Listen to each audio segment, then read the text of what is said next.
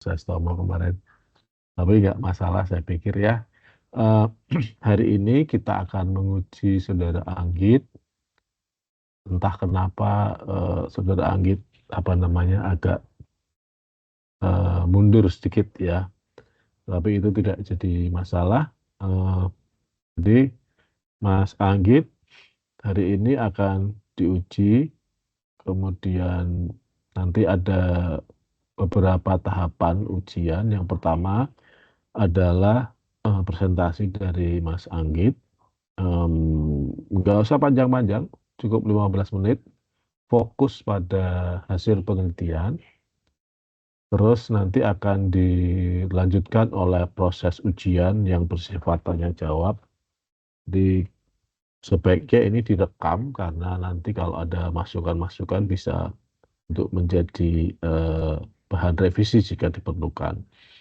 Nah, sebelum ujian ada beberapa pertanyaan yang harus dijawab oleh Mas Anggit.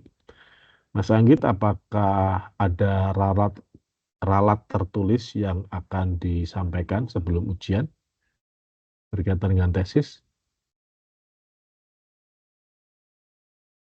Mas Anggit, Mas Anggit hadap ke depan aja. Assalamualaikum. Mas Anggit hadap ke depan aja. Kameranya di depanmu soalnya. Assalamualaikum. Apakah terdengar Pak Yanuar? Terdengar. Terima kasih. Baik. Mungkin kalau untuk yang di draft tesisnya itu ada pada halaman 75 dan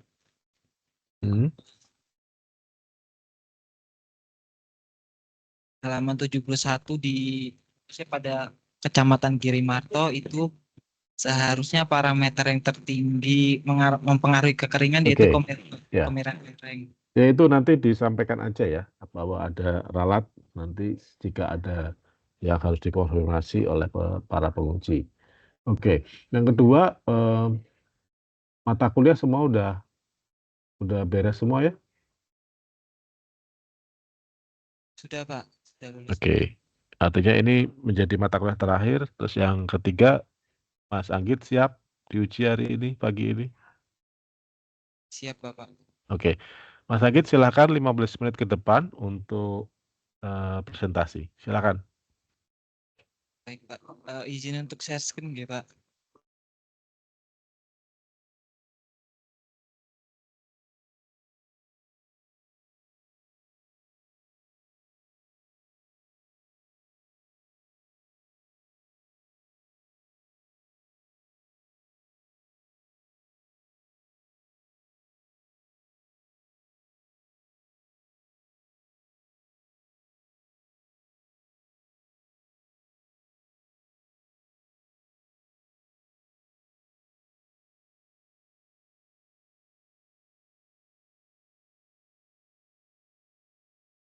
Baik, apakah sudah tertampil untuk PowerPoint-nya, Pak? Sudah, Mas Anggit. Baik, terima kasih atas waktunya Bapak Yanuar Lukman, Bapak Ferry Hermawan selaku pembimbing utama, Bapak Muhammad Helmi selaku pembimbing kedua, dan untuk penguji Bapak Yanuar Lukman dan Pak Musadur. Pada hari ini saya akan mempresentasikan penelitian saya yang berjudul Strategi Mitigasi Berdasarkan Model Geospasial Kerentanan Kekeringan dan Analisis Dampak Kekeringan di Kabupaten Wonogiri, Provinsi Jawa Tengah. Baik, penelitian ini dilatar belakangi yang pertama adanya pemanasan global yang memiliki dampak terhadap perubahan iklim sehingga menyebabkan bencana kekeringan. Bencana kekeringan sendiri yaitu kondisi di mana suatu wilayah mengalami kekurangan air untuk memenuhi kebutuhannya yang berdampak terhadap sosial, ekonomi, dan lingkungan. Sehingga perlu ada mitigasi terhadap penanggulangan bencana kekeringan tersebut. Kemudian masalah pada penelitian ini ada tiga, yaitu yang pertama, bagaimana pola sebaran dan tingkat daerah rentan kekeringan di wilayah studi. Selanjutnya, bagaimana dampak bencana kekeringan terhadap lingkungan, sosial, dan ekonomi di wilayah studi. Dan yang terakhir itu adalah strategi mitigasi yang tepat dan efektif untuk mengurangi dampak bencana kekeringan.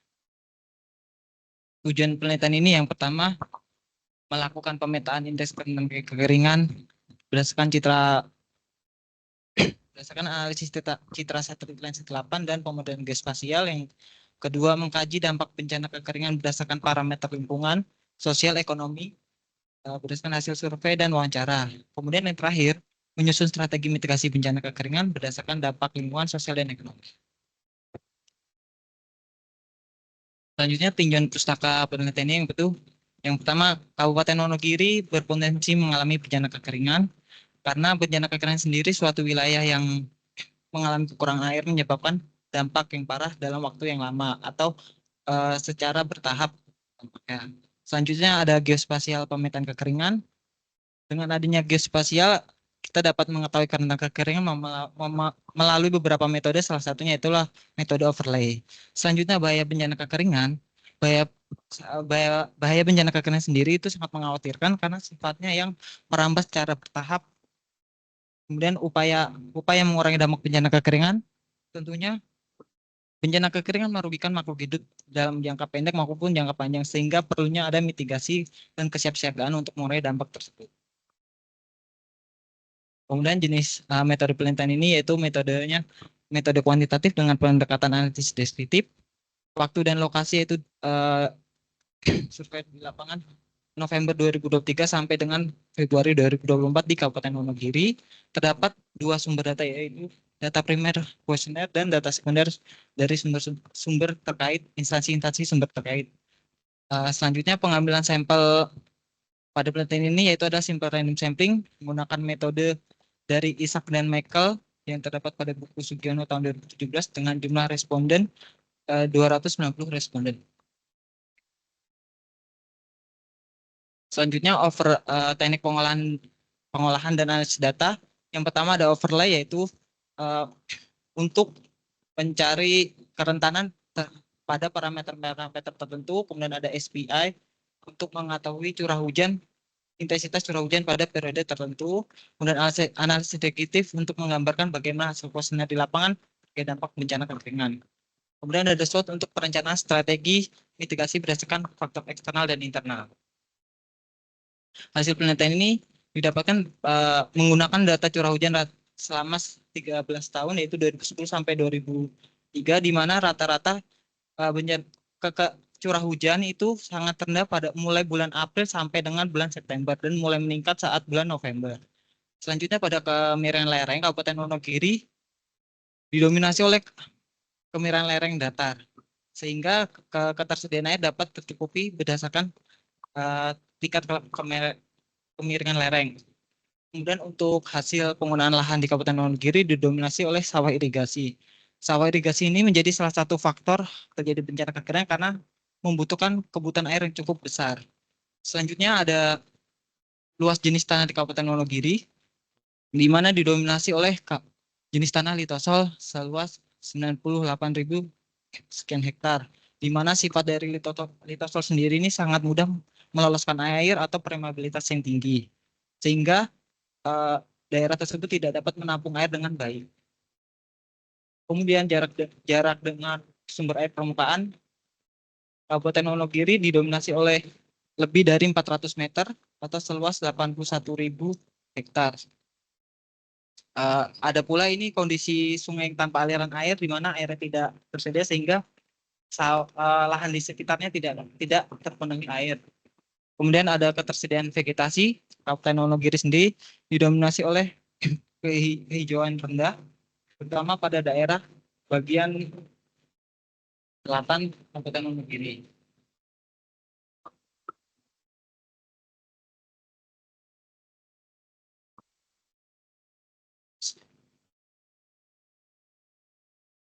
Kemudian pemetaan daerah rentan kekeringan di Kabupaten Wonogiri itu didominasi oleh kekeringan sangat tinggi seluas 68.000 hektar, 68 sekian hektar. Sedangkan untuk yang paling rendah yaitu berada di klasifikasi sangat tinggi, sebesar 2%.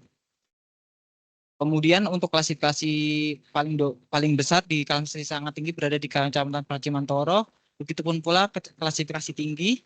Lalu untuk klasifikasi sedang berada di Kecamatan Karangtengah, klasifikasi rendah di Kecamatan Direjo, dan sangat rendah berada di Waduk Gajah Mungkur. Selanjutnya ini tabel yang mendominasi adanya bencana kekeringan.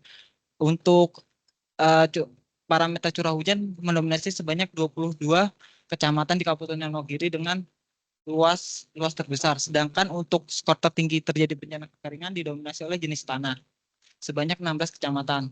Hal ini karena jenis tanahnya litosel yang sangat mudah untuk meloloskan air. Selanjutnya ini pemanfaatan SPI untuk mengetahui frekuensi bencana kekeringan. Bencana kekeringan di Kabupaten Wonogiri sangat mungkin terjadi saat bulan Juni hingga bulan Oktober. Puncaknya sangat kering yaitu berada di bulan Agustus dan September.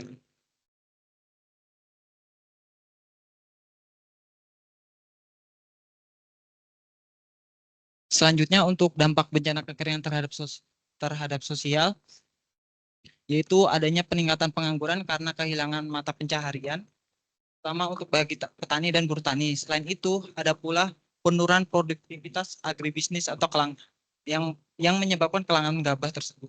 Ada pula peningkatan harga panen dan harga beras mulai dari 10.000 meningkat hingga 14.000.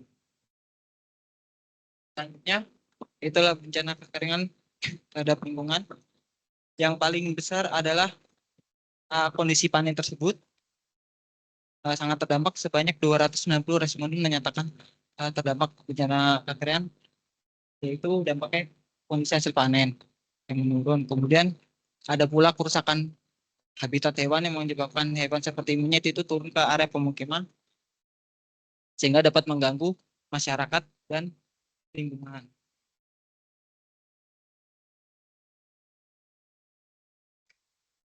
Lanjut lagi, dampak bencana kekeringan terhadap lingkungan yaitu dapat dilihat pada perbandingan luas ketersediaan vegetasi.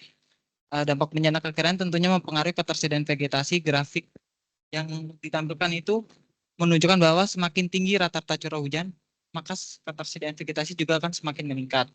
Kemudian untuk kualitas air, berdasarkan hasil uji kualitas air di lapangan menunjukkan bahwa Kabupaten Wonogiri memiliki kualitas baku mutu yang cukup untuk digunakan. Selanjutnya,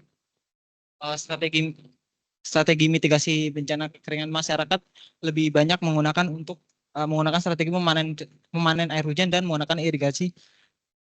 Yang tidak digunakan itu memanen air hujan karena biaya yang besar dan membuat irigasi buatan.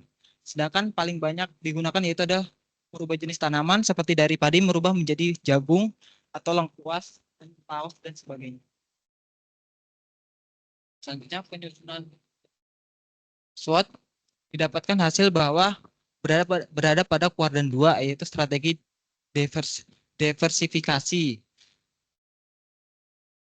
Nah, berdasarkan strategi meliputi mengutamakan kerjasama, gotong royong masyarakat dan mengatasi bencana kekeringan untuk mengurangi peningkatan durasi kekeringan.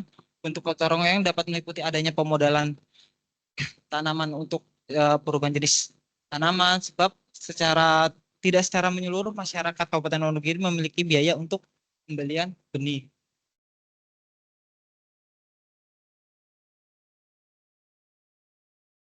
Selanjutnya itu strategi SWOT berdasarkan parameter yaitu Kabupaten Wonogiri memiliki kekuatan parameter pada kemiringan lereng. Keunggulannya yaitu sebanyak 17 kecamatan. Kemudian untuk kelemahan terdapat 2 parameter menjadi kelemahan di Kabupaten Wonogiri yaitu jenis tanah dan jarak dari sumber air permukaan sebanyak 16.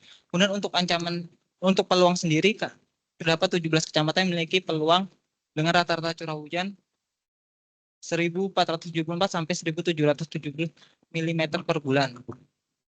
Lalu untuk terdapat ancaman yaitu ketersediaan vegetasi yang sedikit. Selanjutnya strategi berdasarkan analisis SWOT dan beberapa strategi yang sebaiknya digunakan itu adalah terdapat 2 strategi alternatif yang tepat. Yang pertama membuat embung dan pemberian bibit atau benih dan alat pertanian. Pembuatan embung ini diperuntukkan untuk kecamatan-kecamatan yang memiliki dataran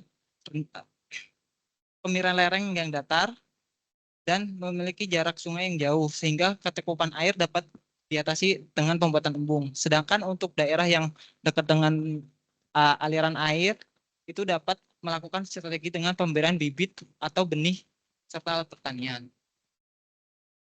Lanjutnya kesimpulan pada penelitian ini, pada Kabupaten Wonogiri didominasi oleh kekeringan tinggi seluas 68.797 hektar atau 35,86% dan terdapat 10 kecamatan yang didominasi oleh kerentanan tinggi.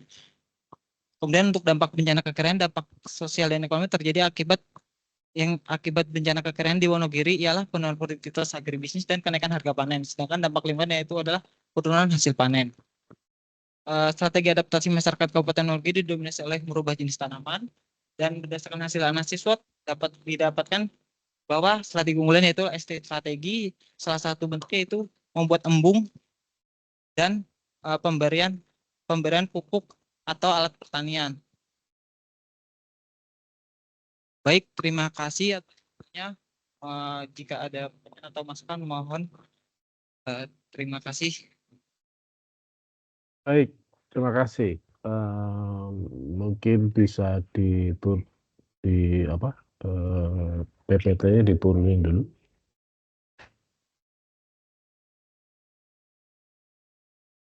PPT-nya di unshare dulu. Oke, baik Mas Anggit. Berarti ini saya yang pertama bertanya. Iya Pak. Pak Yunar. Saya ya. Agak lucu ya.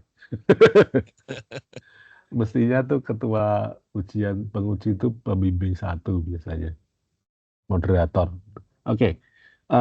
Mas Anggit, bisa duduk aja Mas Anggit. Ya. Mas Anggit kan bisa dengar suara saya, jadi nggak usah lihat monitor juga nggak apa-apa. Saya bisa lihat Mas Anggit dari kameranya Pak Agus Stomo. Oke, Mas.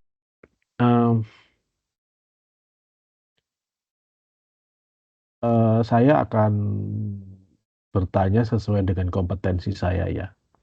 Artinya kalau yang geospasial dan lain-lain kayaknya tidak pada ranah kompetensi saya. Nah, saya mencatat di tujuan penelitian dan rumusan masalah Mas Anggit itu ada faktor sosial ekonomi yang akan di-approach dalam penelitian ini. Betul Mas Anggit? Betul, sosial ekonomi. Tadi kan lengkapnya itu kan lingkungan, sosial, dan ekonomi. Ya. Saya mau komentar dulu, nanti tolong komentar saya ditanggapi ya. Komentar saya adalah aspek sosial dan ekonominya yang dipaparkan dalam temuan penelitian itu saya belum menemukan sebuah rumusan yang jelas gitulah. Apalagi tujuan penelitian yang ketiga adalah merumuskan sebuah strategi mitigasinya. Jadi kalau fokus saya lebih ke sosial ekonominya. Bagaimana sosial ekonomi itu akan menjadi sebuah aspek yang ada di dalam penelitian Mas Anggit kan.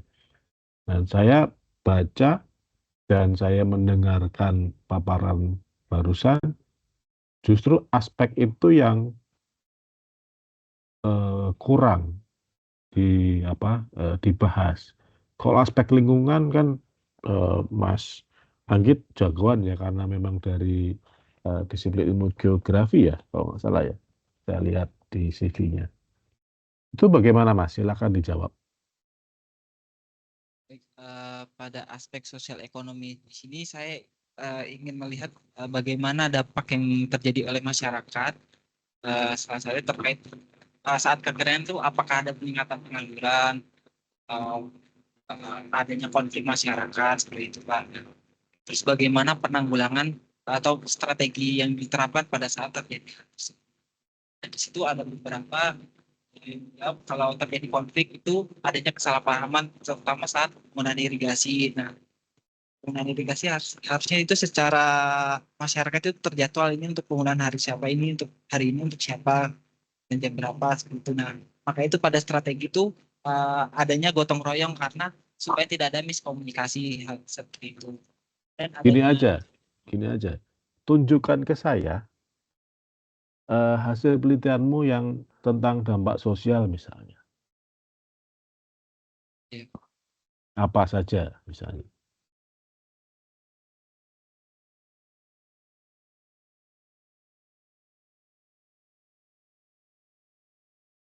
Kita dampak sosial dulu aja deh.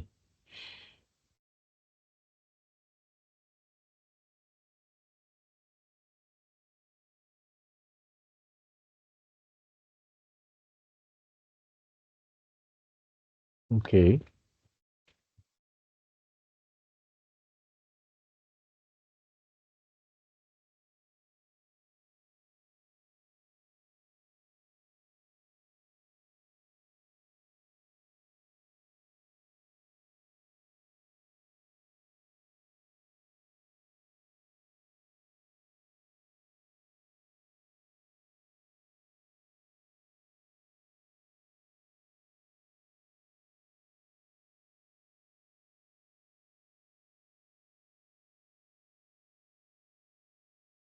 baik Pak, ini untuk dampak sosial yang dan saya hasilnya seperti ini. Oke. Nah, dampak sosialnya meningkatkan pengangguran, penurunan produktivitas industri, terjadi konflik masyarakat, peningkatan migrasi, kematian, dan lain-lain. Ini parameter berdasarkan parameter apa ya? Kalau untuk pertanyaan ini pada kuesioner saya mengambil dari beberapa penelitian sebelumnya seperti jurnal atau terkait Ya, betul. Artinya ini patokannya apa gitu loh? Yang kemudian ini menyebabkan ini dianggap sebagai faktor sosial. Ini dicampur kayaknya ya, terhadap sosial ekonomi jadi satu ya. Ya, Mas Anggit. harusnya Sosial dan ekonomi jadiin satu ya. iya Pak, seharusnya saya bisa karena di tujuan itu saya bisa sosial dan ekonomi, tapi pada hasil saya belum. Ya. Contoh misalnya, saya ambil satu deh, atau dua deh. Kematian hewan ternak, ya. Itu konteksnya terhadap sosial ekonomi bisa dijelaskan nggak? Baik, kalau untuk kematian hewan ternak itu di Kabupaten Wonogiri sendiri, saat adanya kekeringan pada saat itu memang ada beberapa kecamatan yang mengalami hewannya mati atau sakit, terutama di daerah Kecamatan Girimarto. Karena adanya kekeringan itu banyak hewan yang sakit atau mati yang disebut lempo seperti itu. Nah, sehingga itu mempengaruhi pendapatan ekonomi masyarakat yang di sekitar yang terdampak bencana kekeringan tersebut.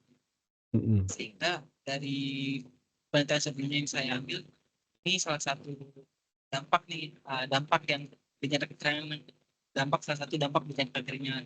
Maka saya ambil turunan tersebut, saya ambil referensi tersebut bahwa apa yang di Kabupaten Wonogiri ini ada berapa banyak yang mengalami dampak kekeringan, dampak kematian akibat bencana kekeringan tersebut seperti itu, Pak.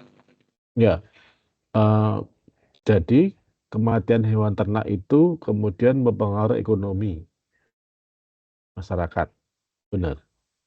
Iya, Pak, betul, Pak. Karena memang hewan ternak itu menjadi komoditas yang bisa diperjualbelikan, begitu. Iya, Pak, betul. Nah, itu yang kayaknya belum terlalu clear ya di hasil penelitianmu ya. Jadi gini, Mas, kenapa saya tanya Mas Anggit dari mana sumbernya aspek-aspek ini didapatkan gitu ya, supaya kita tahu kalau mengukur itu ada patokannya. Terus yang kedua, ini yang saya agak penasaran. Penurunan kondisi kesehatan. Apa relevansinya dengan sosial ekonomi? Kalau untuk kesehatan sendiri, saya masuknya itu pada sosial, Pak. Mm-mm. Karena di Tirtomoyo itu ketika ada bencana kekeringan, itu hampir hampir satu dukuh itu mengalami batuk dan itu menular akibat. Sedangkan pada saat adanya air, itu mereka tidak mengalami sakit tersebut. Saat di situ saya masih masih penasaran atau tertarik ini karena imun masyarakat atau emang karena bencana kekeringan. Nah, seperti itu. Nah, memang hasil yang didapatkan memang sedikit adanya penurunan kesehatan akibat bencana kekeringan. Dan juga pada saat kekeringan 2023 saat El Nino atau La Nina itu kan kemarau panjang Pak selama 10 bulan di Kabupaten Wonogiri khususnya. Ya, Itu banyak sekali emang masyarakat yang cenderung mudah sakit seperti itu Pak. ya, oke. Stop dulu, ya. Kalau orang mudah sakit, banyak orang yang apa namanya, kemudian jatuh sakit, relevansinya apa dengan sosial ekonomi,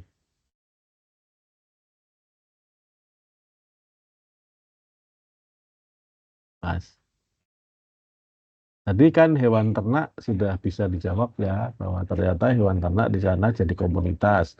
Kalau banyak yang mati berarti secara ekonomis rugi. Nah, kalau penurunan kondisi kesehatan gimana relevansinya terhadap aspek sosial? Baik, kalau untuk penurunan itu juga mempengaruhi terhadap kesehatan mental masyarakat itu sendiri. Karena ada dampak bencana kekeringan itu, rasa cemas dan stres masyarakat itu semakin meningkat. Salah satu rasa cemas dan rasa stres meningkat itu masuk dalam kategori kondisi kesehatan, yaitu kesehatan mental. Saat kekeringan itu masyarakat bingung, terutama adanya kenaikan harga harga beras tersebut. Masyarakat merasa cemasnya apakah besok bisa membeli beras atau tidak. Nah itu membuat emosi setiap masyarakat itu meningkat. Pada saat wawancara juga ada yang kayak ada yang seperti ya terbawa emosinya merasa kayak gara-gara kekeringan panjang ini Mas jadi susah makan, panen nggak ada, dan menyebabkan lebih fokusnya terhadap kesehatan mental masyarakatnya itu Pak, pengaruhnya terhadap sosial sehingga dalam bermasyarakat itu emosinya tidak stabil seperti itu Pak. Ditulis nggak di tesismu kayak gitu? Ada nggak temuan-temuan itu? Ini kalau saya menilai ini sedikit memaksa aja sebenarnya.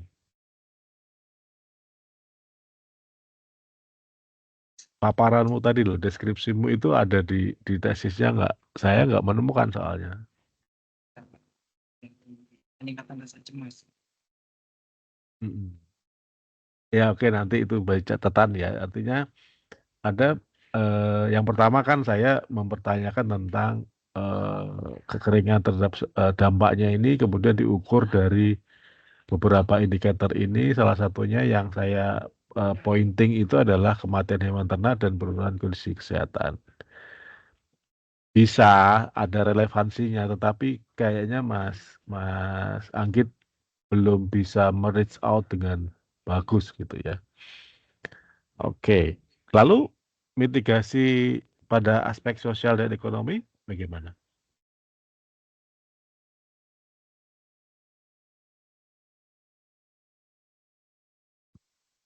Baik, mitigasi sosial ekonomi itu adalah salah satunya membuat kelompok atau relawan dalam menghadapi bencana kekeringan tersebut sehingga masyarakat dapat gotong royong untuk meminimalisir dampak bencana tersebut. Salah satu bentuk strateginya itu adalah adanya diskusi masyarakat terkait penyalahgunaan irigasi tersebut yang menyebabkan konflik seperti itu, Pak.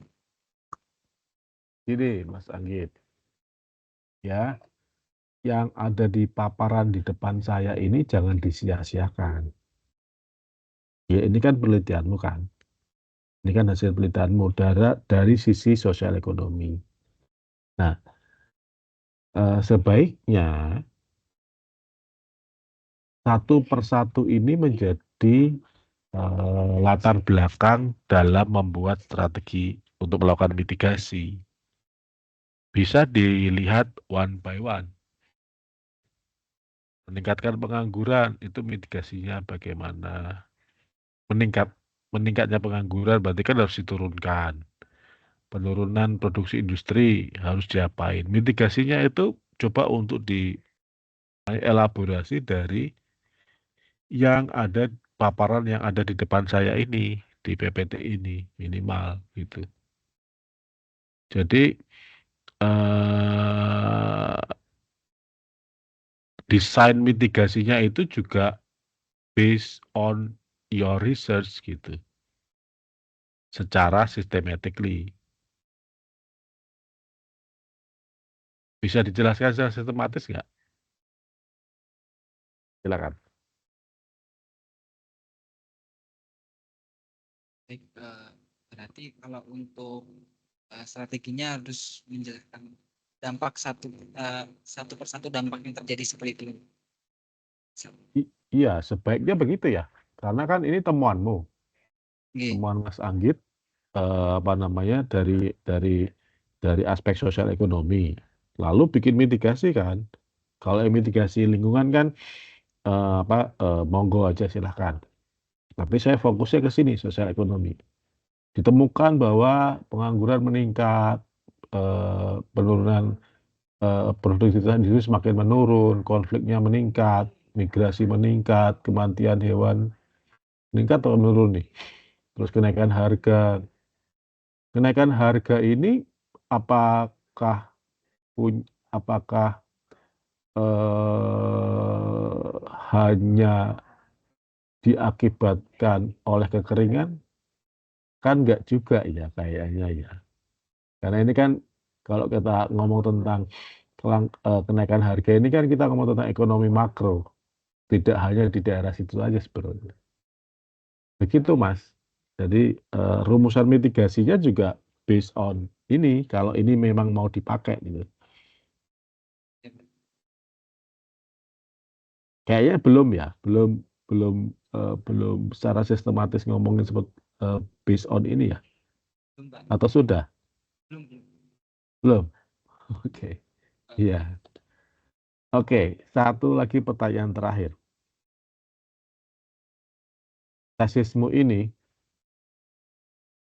kira-kira layak dibaca oleh siapa?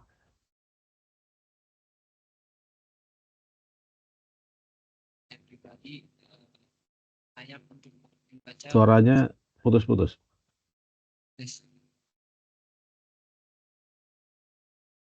Jadi hasil penelitianmu ini itu tuh wajib dibaca oleh siapa?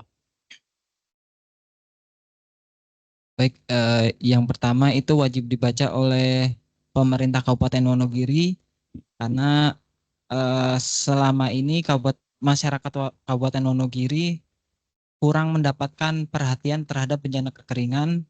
Memang ada bantuan dari pemerintahan yaitu pemberian tangki sebulan sebanyak 6.000 liter, tapi itu kurang memadai karena penggunaan masyarakat perharinya untuk 6.000 liter hanya bisa digunakan untuk membuat air minum. Kemudian bagi peneliti selanjutnya, terutama untuk yang meneliti kekeringan, bencana kekeringan, bahwa secara umum kekeringan terjadi karena curah hujan yang rendah. Akan tetapi di Kabupaten Wonogiri sendiri terjadi kekeringan itu akibat jenis tanah. Sehingga ini menjadi temuan baru karena kekeringan tidak melulu tentang curah hujan yang rendah.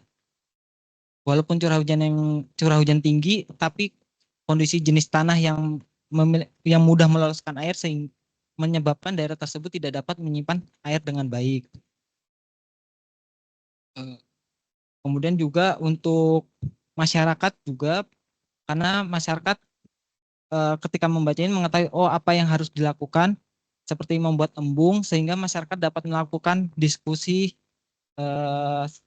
forum diskusi untuk melakukan evaluasi terhadap atau memberi masukan terhadap pemerintah harus melakukan pembuatan seperti pembuatan embung atau pemberian jenis tanah. Pada saat saya datang ke lapangan sendiri, memang ada pembuatan embung tapi tidak berjalan dengan baik sehingga tidak dapat maksimal untuk membantu masyarakat tersebut. Seperti itu, Pak.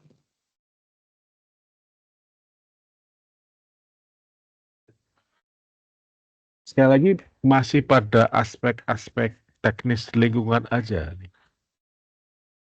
Mas Anggit belum bisa membahas sosial ekonominya gitu. Embung, kemudian pemerintah memberikan bantuan air dan lain-lain. Tapi belum reach out soal sosial dan ekonomi. Saya pikir itu masukannya ya. Oke, berikutnya siapa ya? Pak Musadud ya? Monggo Pak Musadud.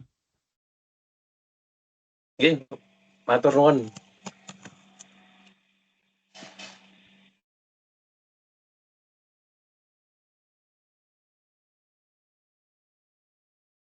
Sebentar. Kacau ini. Oke, matur nuwun Pak Yanuar atas waktunya. Mas Anggit, ada beberapa pertanyaan di sini mengenai beberapa teori ya. Di situ kan Anda ingin meneliti tentang mitigasi. Apa sih sebetulnya mitigasi itu, Mas Anggit?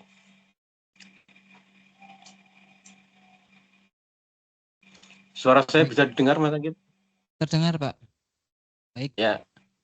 Mitigasi sendiri itu sebuah upaya untuk menanggulangi atau mengatasi dampak yang terjadi akibat suatu fenomena atau bisa dapat sebagai mengurangi dampak yang sudah terjadi. Mitigasi sendiri ini menjadi perhatian penting terhadap bencana kekeringan, utama karena bencana kekeringan sendiri itu terjadinya secara bertahap dampaknya, secara berkepanjangan, sehingga tidak seperti bencana lain seperti banjir yang dampaknya langsung saat terjadi banjir langsung merasakan akibatnya. Sedangkan bencana kekeringan ini dia secara bertahap sehingga perlu adanya tindakan penanggulangan lebih lanjut terkait kekeringan tersebut. Gitu. Nah, itu yang jadi pijakan landasannya. Sehingga harusnya di dalam kajian literatur itu muncul.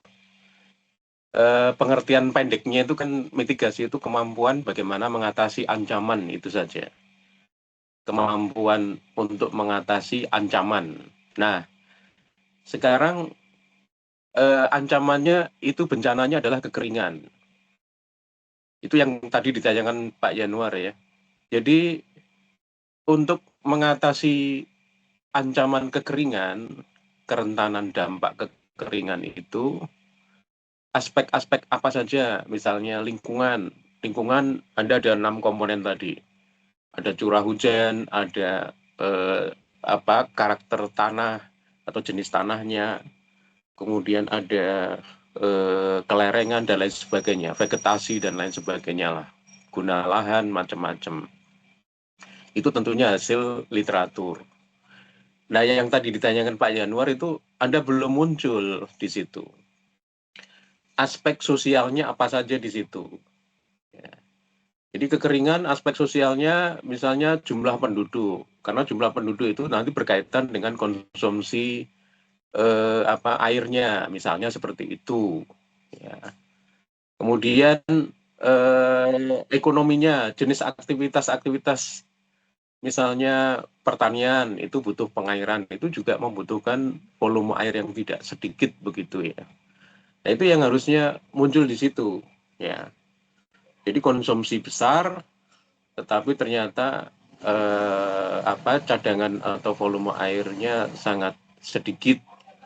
Jadi rebutan, jadi konflik dan lain sebagainya. Itu yang harusnya muncul di kajian literatur sehingga Anda menetapkan variabel-variabel yang nanti akan Anda teliti di situ. Sehingga nanti Anda memitigasinya dengan dengan secara rinci variabel-variabel tadi sesuai dengan apa yang tadi disampaikan oleh Pak Yanuar. Ya. Coba misalnya tadi coba ditampilkan di slide yang sosial ekonomi.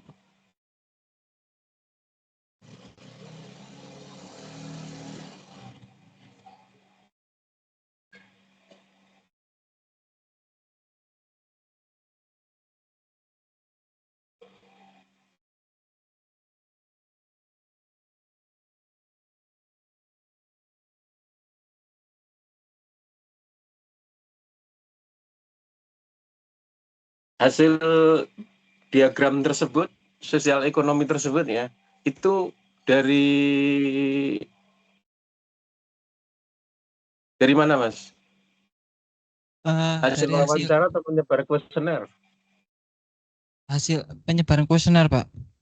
Penyebaran kuesioner, ya. Nggih.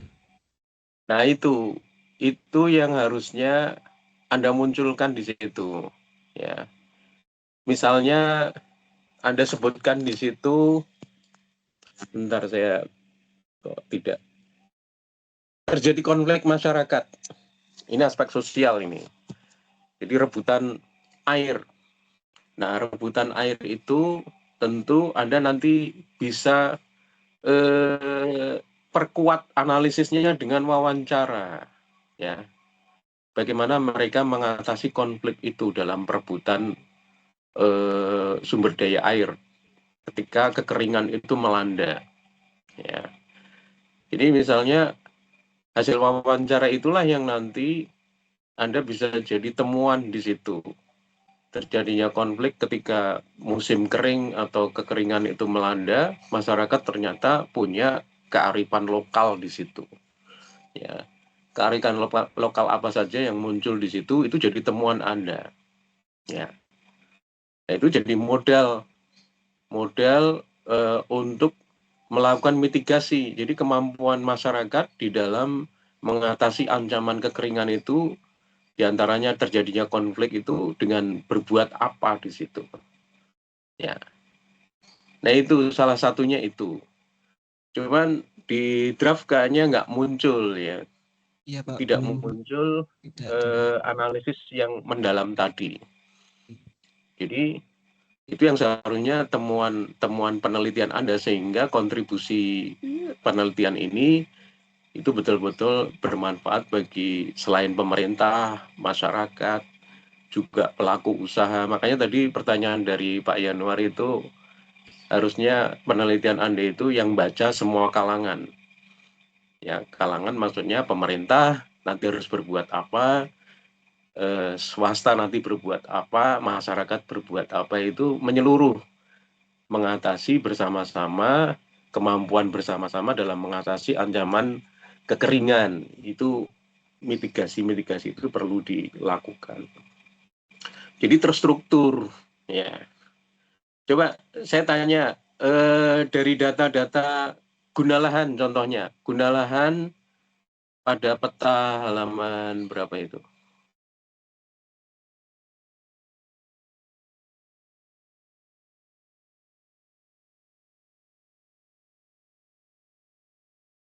Peta halaman 53. Iya. Ya. Itu Anda dapatkan dari mana? Bagaimana, Pak? Peta itu Anda dapatkan dari mana? Melakukan digitasi, Pak. Digitasi menggunakan Citra. Menggunakan Citra, terus kemudian Saya divalidasi nggak ke lapangan? Iya, Pak, ada yang divalidasi. Karena untuk antisipasi apakah saya melakukan digitasi ini adanya kesalahan atau tidak. Seperti itu. Saya melakukan digitasi dan ada beberapa daerah yang tidak terjangkau seperti daerah perbatasan dengan Gunung Lawu, itu tidak ada jalan ke arah sana, sehingga saya menggunakan citra yang dengan resolusi tinggi, sehingga untuk melihat secara jelas apakah ini benar sebuah hutan atau ada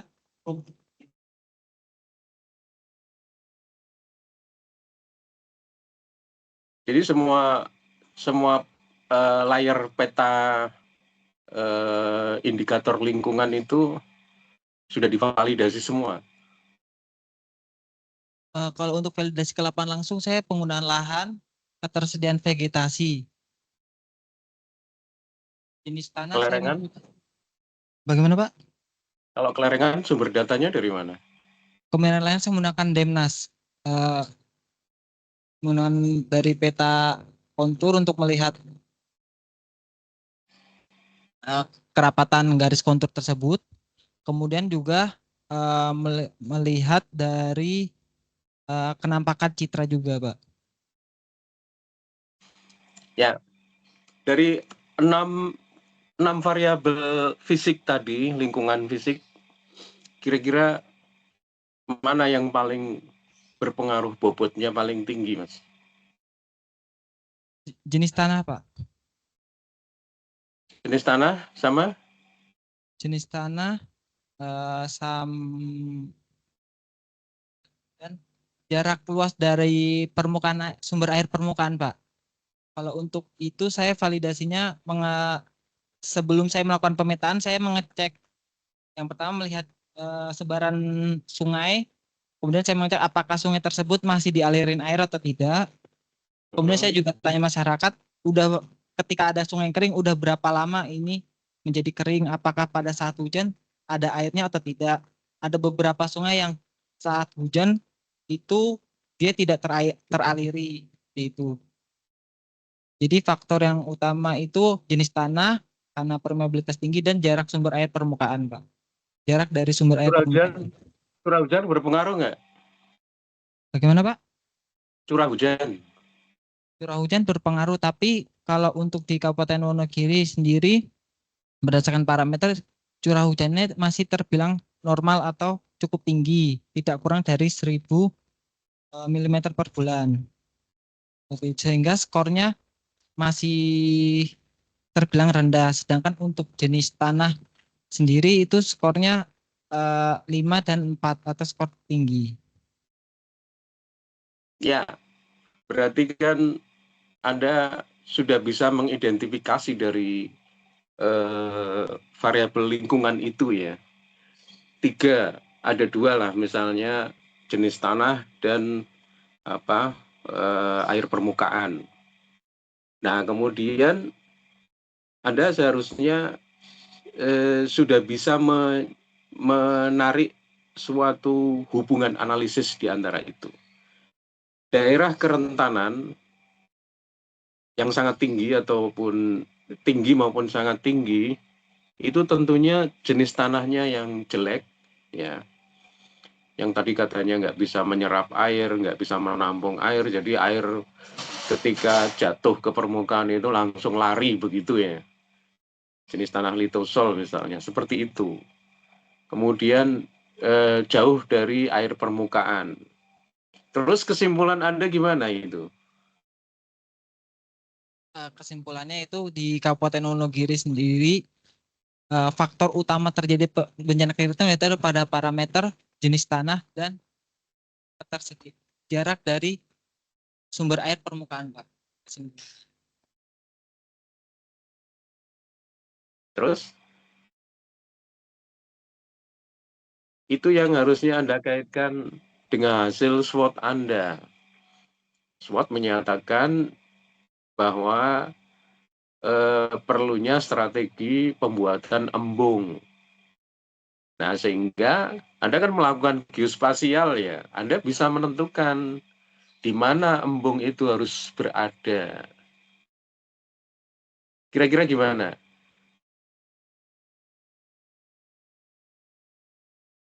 Baik, mungkin Kira-kira di mana? baik, kalau untuk pembuatan embung kemungkinan berada pada daerah dengan kemiringan lereng datar, karena pada kemiringan datar sendiri penggunaan biayanya tidak cukup besar. Kemudian pada daerah yang memiliki jarak dari sumber air permukaan yang cukup jauh, sehingga di daerah tersebut mendapatkan kecukupan air dari embung tersebut. Ya paling tidak itu masuk rekomendasi ya.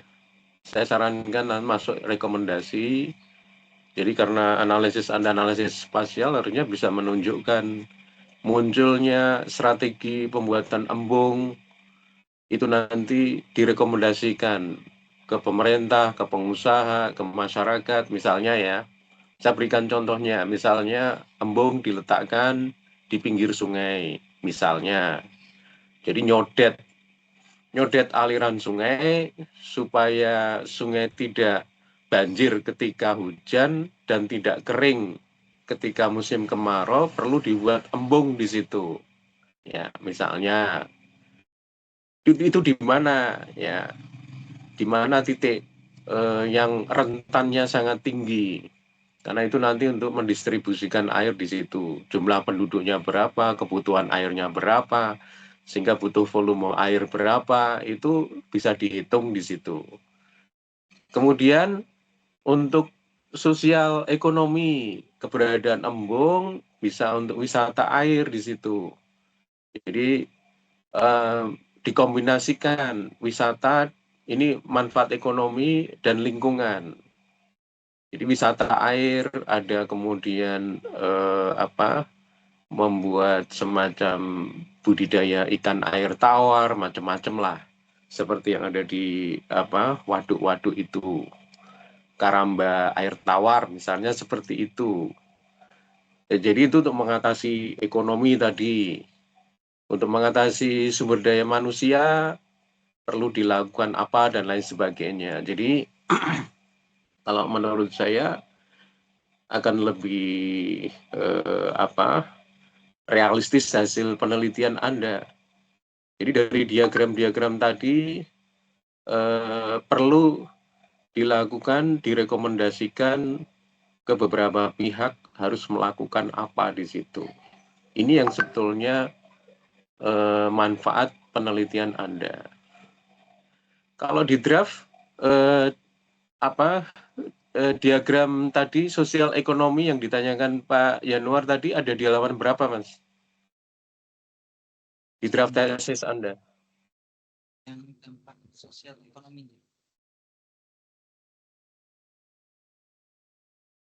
Itu ada di halaman 101, Pak. 101. Nggih.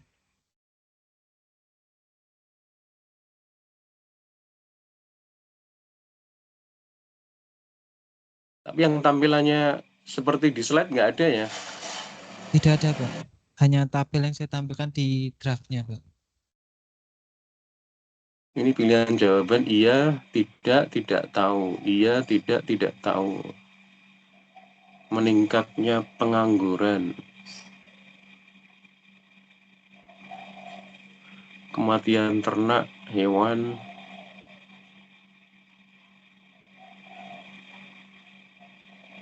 Oh, banyak yang tidak tahu ya.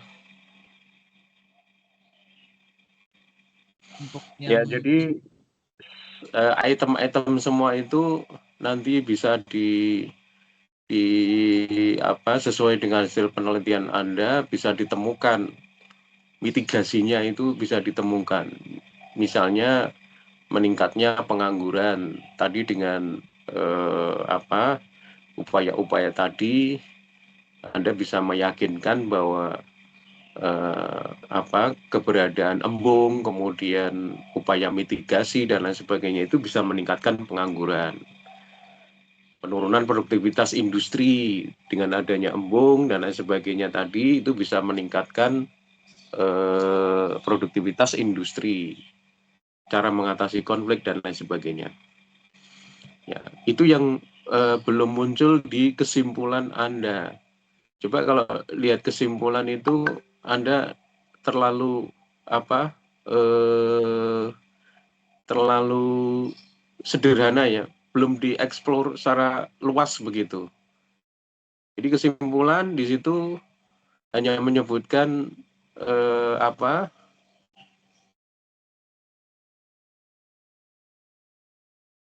luas kekeringan tinggi ya 35,86%. Nah, kemudian belum disebutkan di situ variabel-variabelnya Apa sudah muncul di situ? Belum ya?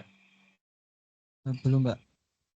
Ya, itu belum disinggung. Kemudian Anda belum mengkaitkan antara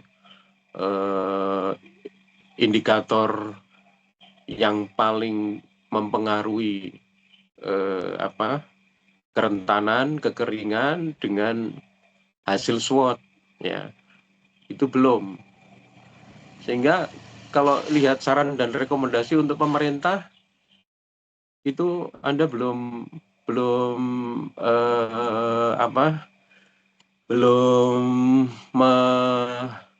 mengeksplor sesuai dengan temuan penelitian Anda, ya.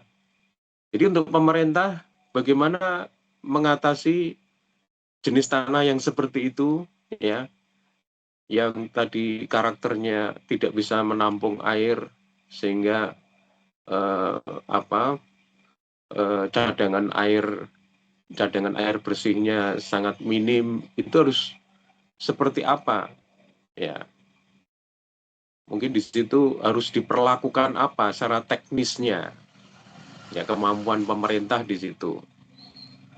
Kemudian untuk masyarakat, bagaimana masyarakat di dalam melakukan upaya-upaya untuk menangani konflik tadi.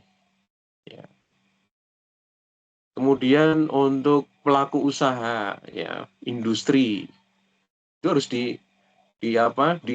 diberikan dari hasil mitigasi Anda. Bagaimana upaya-upaya mitigasi untuk mengatasi supaya produktivitas industri itu tidak terganggu ketika terjadi bencana kekeringan gitu. Nah, ini yang seharusnya rekomendasi itu disesuaikan dengan hasil penelitian Anda, ya. Sehingga tadi yang disinggung Pak Yanuar, hasil penelitian Anda itu ya wajib dibaca oleh kalangan yang di situ, yang berkepentingan di situ, ya. Itu masyarakat di situ, supaya ketika terjadi bencana kekeringan, apa yang harus mereka lakukan? Sebelum terjadi kekeringan, apa yang mereka harus lakukan? Setelah terjadi kekeringan, apa yang harus mereka lakukan? Pasca kekeringan, apa yang mereka harus lakukan? Nah, upaya-upaya mitigasi itu bisa dilakukan dengan bentuk-bentuk model adaptasi nantinya, sehingga ketika terjadi bencana kekeringan itu masyarakat sudah siap, ya. Saya kira dari saya itu, Pak Yanuar. Terima kasih. Oke, matur suwun Bapak. Masih Pak. Berikutnya Pak Helmi, monggo. Halo, Pak Helmi, apakah monitor? Atau Pak Ferry dulu? Silakan Pak Ferry.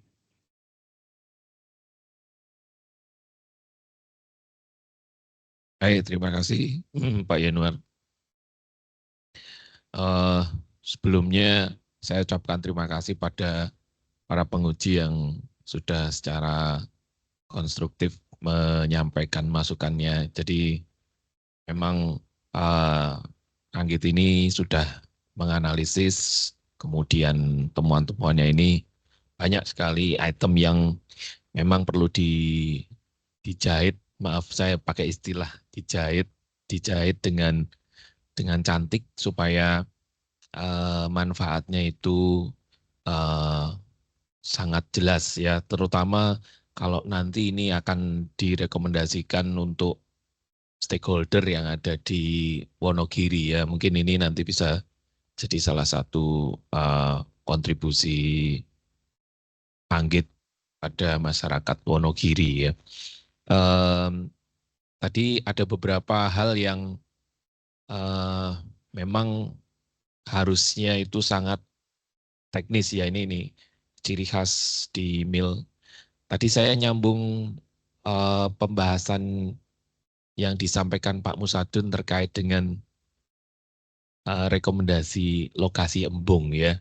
Saya akan bantu jawab, ya. supaya Anggit nanti melengkapinya sistematis ya. Jadi karena dari hasil simulasi spasial, kriteria membangun embung itu sebenarnya sudah ditentukan oleh Kementerian PUPR.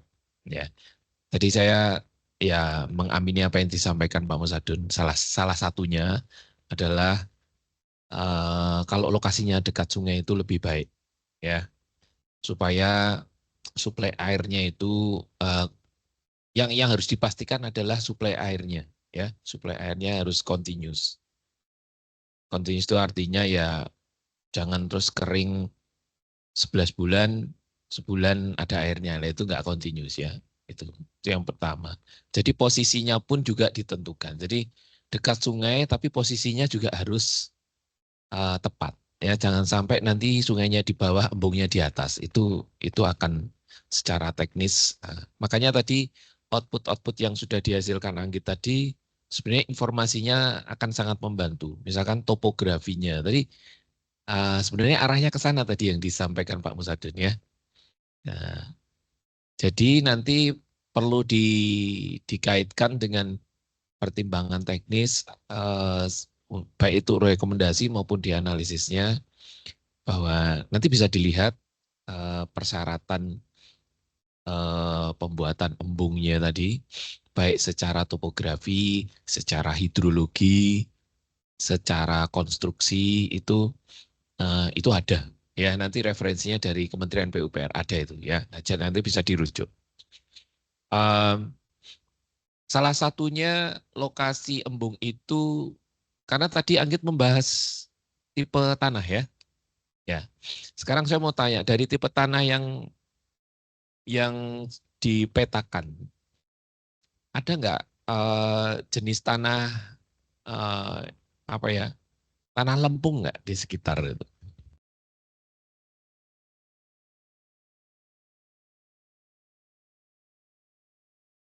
Di lokasi penelitian maksud saya. Ya, itu wilayahnya cukup luas nggak? Ya, jadi itu sebagai salah satu pertimbangan ya. Kalau membangun embung itu tanahnya harus kedap. Salah satunya ada kandungan lempung ya. Ya, tapi itu bisa direkayasa. Artinya mengambil tanah lempung dari tempat lain pun bisa ya. Tapi artinya itu harus ada pertimbangan. Makanya tadi saya sepakat tadi pertanyaan Pak Yanuar bahwa aspek sosial dan ekonomi harusnya dipisahkan ya supaya clear ya. Mana yang ranahnya masalah sosial, mana yang ranahnya ekonomi ya. Sebenarnya kalau dari aspek teknisnya sendiri juga muncul ya. Karena kalau kita merekomendasikan sesuatu bangunan, maka itu pertimbangan teknis ya. Tapi karena saya nggak mau berpanjang-panjang karena risetnya Anggit itu terkait dengan model geospasial, udah dibatasin ya. Saya nggak akan membahas terlalu jauh ke sana, tapi paling tidak Anggit perlu tahu bahwa ada masalah teknis yang menjadi pertimbangan ya. Tapi masalah teknis pun juga ada aspek sosial ekonominya ya. Maka saya kira itu cukup relevan untuk diakomodir tadi pertanyaan Pak Yanuar ya. Bahwa masalah sosial dan ekonominya perlu dipisah karena memang bahkan secara teknis pun ada masalah sosial ekonomi ya. Pada saat kita membangun embung, kalau lokasi quarry-nya itu terlalu jauh, mahal ya. Maka itu nggak visible untuk dilakukan. Jadi sebenarnya semuanya terkait ya. Jadi tidak ada ilmu yang berdiri sendiri superpower menangani masalah ya. Jadi semuanya harus berkolaborasi.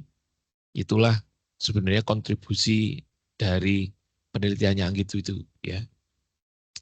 Jadi semua yang disampaikan penguji tadi itu sebenarnya melengkapi apa yang sudah dikerjakan Anggit ya. Oke, berikutnya ada nggak kendala mitigasi yang menurut Anggit itu sulit dilakukan oleh stakeholder.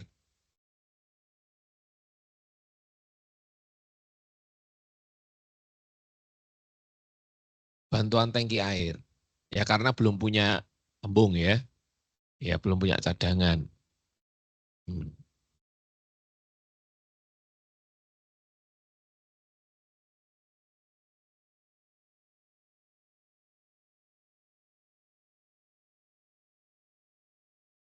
Karena apa? Oke. Ya. Oke, itu masalah kebijakan pemerintah ya. Jadi itu perlu dirangkai secara apa ya, sistematis ya. Tadi kalau Pak Musadun menyampaikan mengkaitkan antara hasil SWOT dengan hasil analisisnya Anggit, itu juga menjadi bagian yang tidak terpisahkan. Artinya ada temuan-temuan yang tadi di lapangan tadi itu mempengaruhi mitigasinya, bukan analisis ya. Analisisnya ya, tapi fokus ke mitigasinya tadi. Jadi kalau saya menyebutnya itu sebagai apa ya, batasan atau keterbatasan yang ada di lapangan seperti apa, baik itu dari aspek teknis maupun non teknis. Ya, mungkin bisa ada opsi lain selain membuat embung ya. Bisa jadi kalau waduk kan sudah ada ya, embung. Ada yang lain mungkin buat ground tank di beberapa tempat ya, itu juga bisa. Jadi membuat apa istilahnya memanen air pun juga bisa ya. Kalau pada saat musim hujan dibikin semacam tandon yang namanya rainwater harvesting ya. Jadi sebenarnya persoalannya ketersediaan airnya kan, ya ketersediaan airnya. Oke. Jadi kalau waduk terlalu besar, kalau embung itu butuh waktu untuk membangun dan maintenance tentunya ya. Mungkin itu juga menjadi salah satu pertimbangan untuk rekomendasi bahwa bisa jadi di tingkat rumah tangga atau di tingkat RT, RW itu bisa ada cadangan air ya, bisa berupa ground tank ataupun rainwater harvesting ya. Itu yang lebih masuk akal ya. Kalaupun membangun embung itu butuh dana besar ya. Apalagi kalau jumlah penduduknya berapa? 1 juta ya. Kalau 1 juta itu masuk ya cukup besar ya, jadi tapi saya nggak tahu kemarin Anggit sempat melihat kebutuhan air individunya berapa enggak?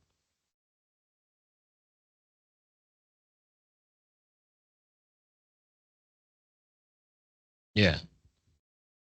Oh, itu berarti nganu ya given ya. 6.000 liter itu given. Bukan berdasarkan kebutuhan air ya. Bukan ya.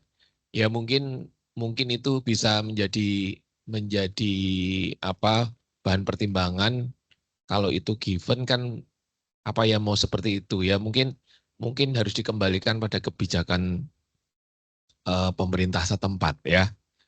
Itu di analisisnya mungkin perlu atau apa rekomendasinya mungkin perlu disampaikan ya. Karena kalau masyarakat saya yakin bahwa mereka tidak punya kemampuan yang besar untuk bangun infrastruktur. Maka yang paling mungkin adalah apa ya istilahnya memberikan apa ya semacam proposal untuk pembuatan ya tandon-tandon air darurat ya pada saat musim keringnya. Nah, musim keringnya itu berapa lama? Ya, kalau 10 bulan itu lama sekali ya. Jadi tapi perlu dilihat juga apakah itu hanya di 2023 atau setelah itu sudah kembali normal lah, artinya ya musim kering standar lah ya. Nah.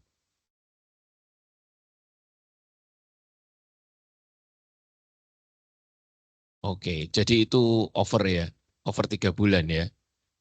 Ya mungkin itu hal yang paling prinsip ya. Tapi saya apresiasi apa yang sudah dikerjakan Anggit ya. Mudah-mudahan ini nanti bisa tersampaikan ya ke stakeholdernya ya. Jangan cuma jadi tumpuan laporan ya. Nanti kita sampaikan ke Prodi untuk bisa difasilitasi untuk nanti cara menyampaikannya bagaimana, mau melalui MIL atau melalui sekolah pasca sarjana ya. Mudah-mudahan bisa jadi sesuatu yang ada manfaatnya ya. Ya, demikian Pak Yanuar, sebagai pimpinan sidang saya kembalikan. Terima kasih. Baik, matur suwun Pak Ferry. Berikutnya Pak Helmi. Apakah sudah tersambung Pak Helmi?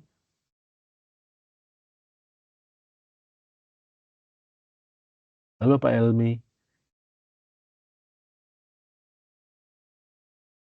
Oke. Pak Helmi.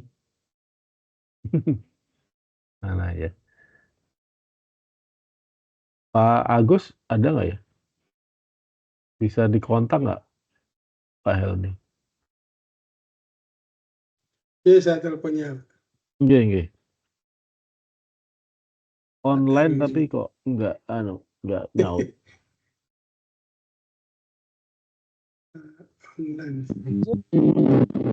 Oh, ini ada. Pak Helmi. Pak Helmi. Suaranya belebek-belebek Pak Helmi. Oh, sudah.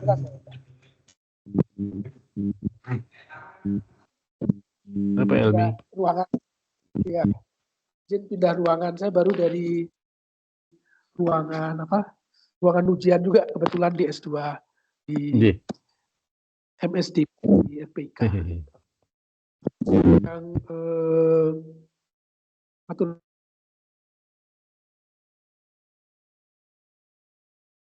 Halo Pak Helmi.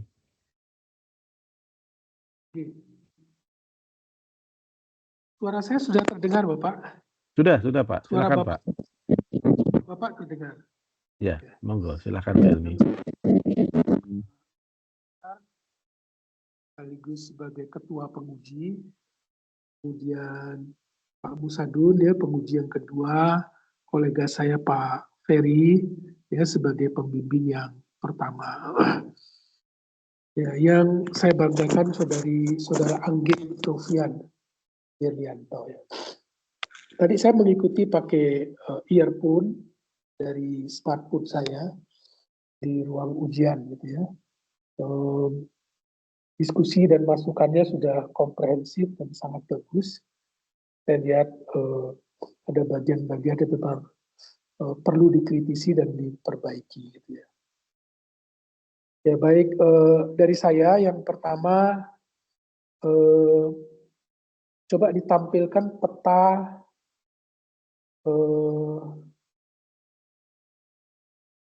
DEM ya. Demnas. Peta Demnas yang tadi disebutkan. Demnas adalah Digital Elevation Model Nasional, data DEM, data elevasi yang dipublish oleh Badan Informasi Geospasial.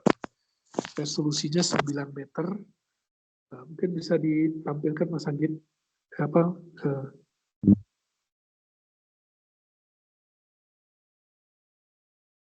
ya, di sebelah kanan itu ada Demnas. Nah, kita lihat di ujung kanan atas itu ada gunung. Ya, itu gunung apa? Itu Gunung Lawu, Bapak. Gunung Lawu di kanan atas itu, perbatasan dengan Kabupaten Karanganyar. Lawu, terus torehan-torehan sungainya radial itu kelihatannya. Di sebelah selatan ada perbukitan juga gitu ya. Bukit-bukit kelihatan. Yang merah itu lerengnya curam. Itu Gunung Lawu atas sampai bawah. Sekarang lihat di peta kerentanannya.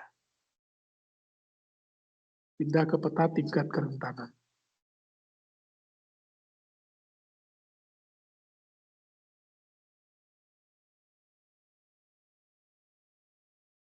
Iya, Bapak. Nah, ini peta kerentanan. Kita bisa lihat di daerah Gunung Lawu di atas tadi. Kenapa daerah Gunung Lawu? Itu tingkat kerentanannya masuk kategori sedang.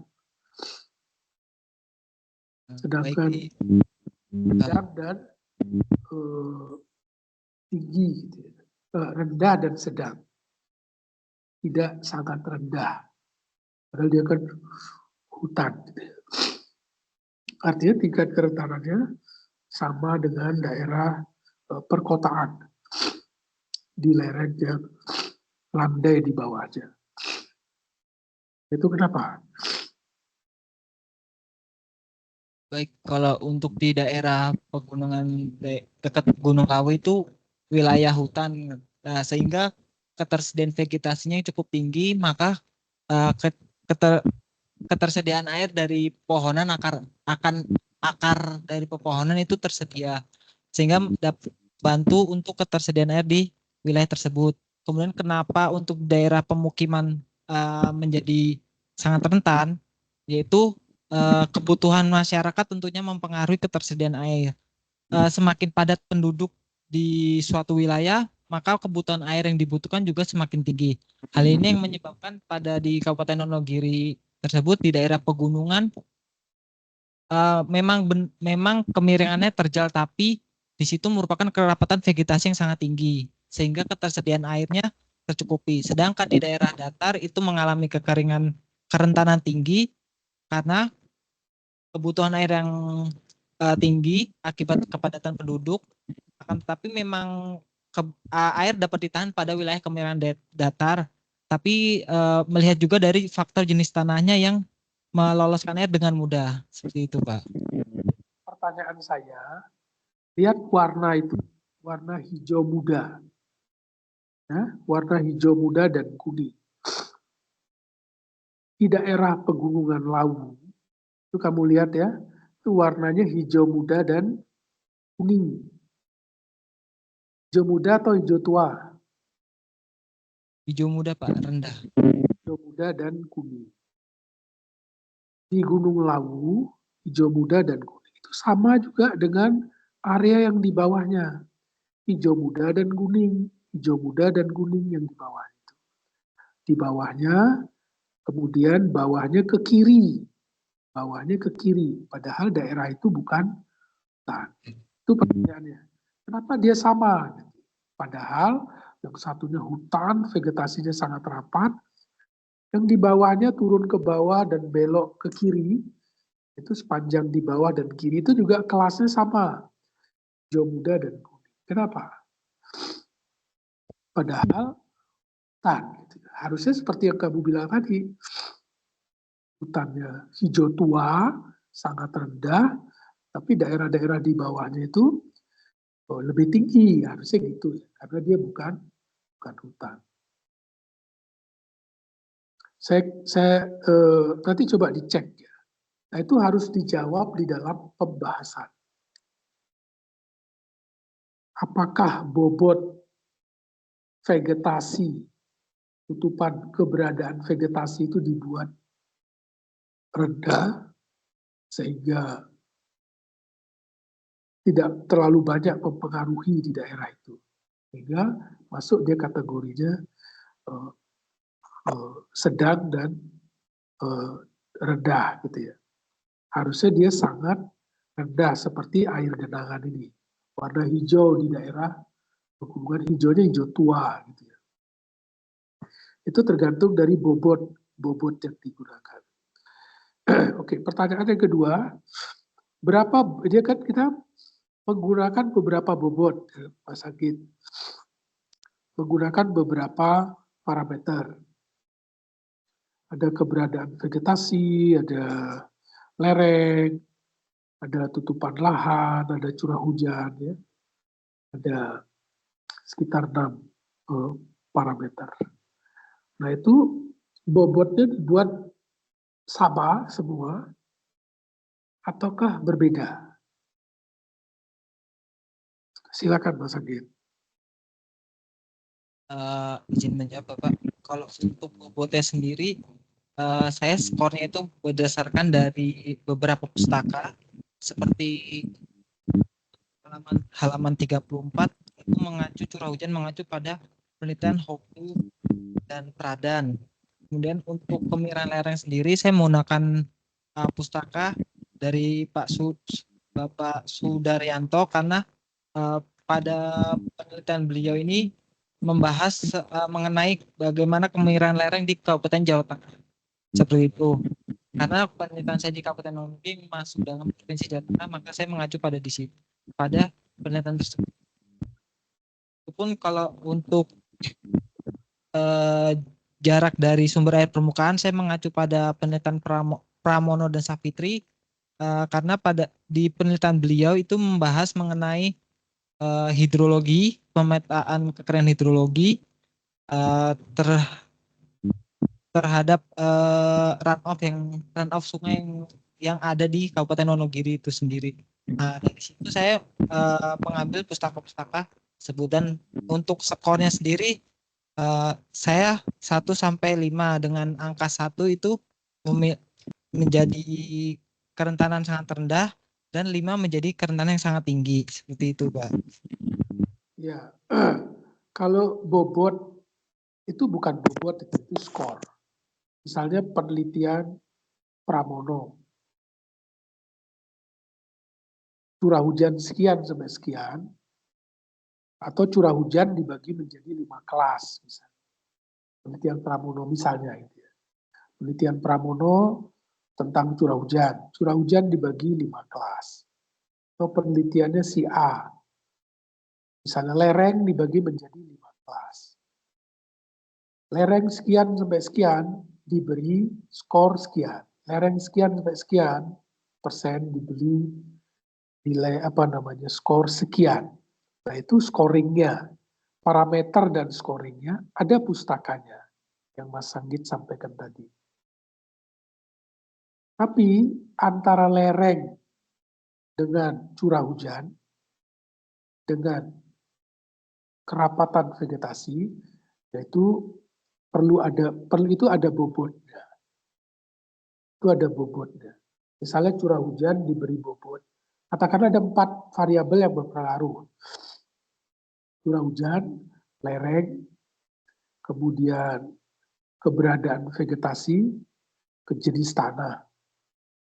Kalau dibobot sama, 25% curah hujan, 25% lereng, 25% jenis tanah, 25% keberadaan vegetasi. Dia sama bobotnya. Tapi tentunya di alam, dalam penentuan tingkat kerentanan, bobotnya pasti tidak sama.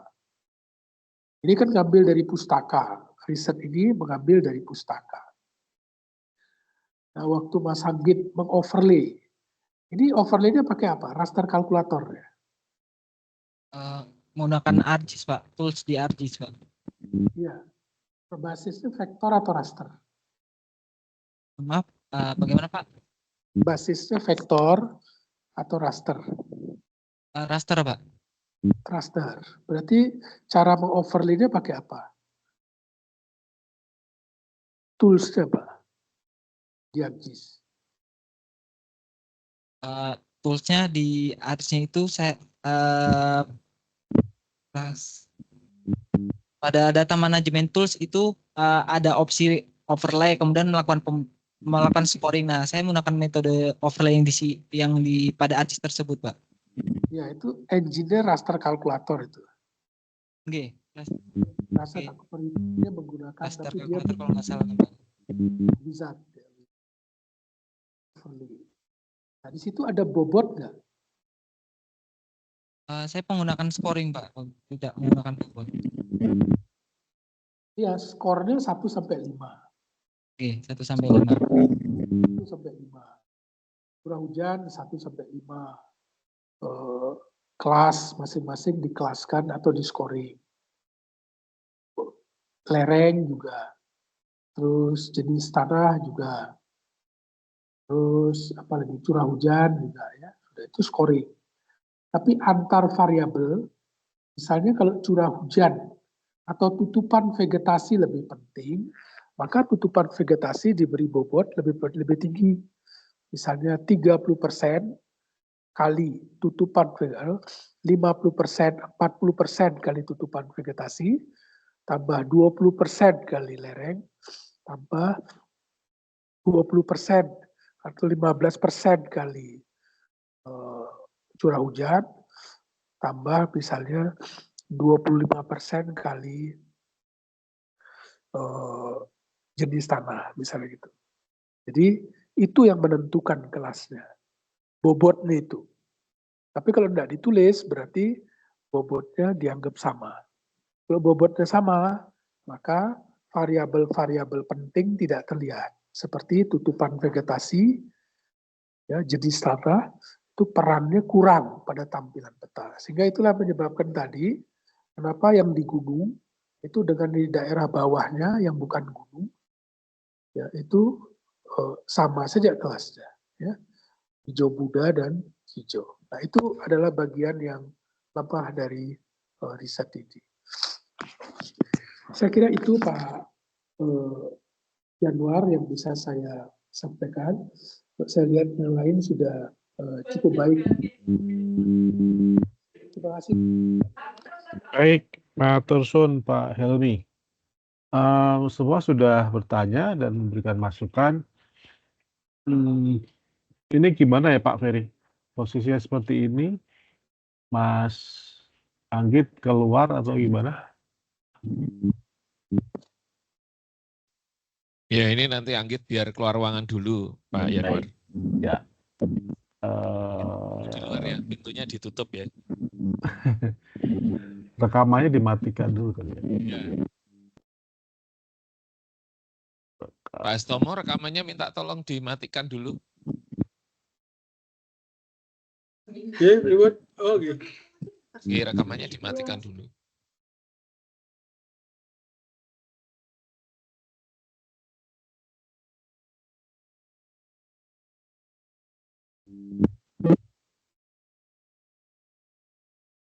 Oke, silahkan Pak Yanuar.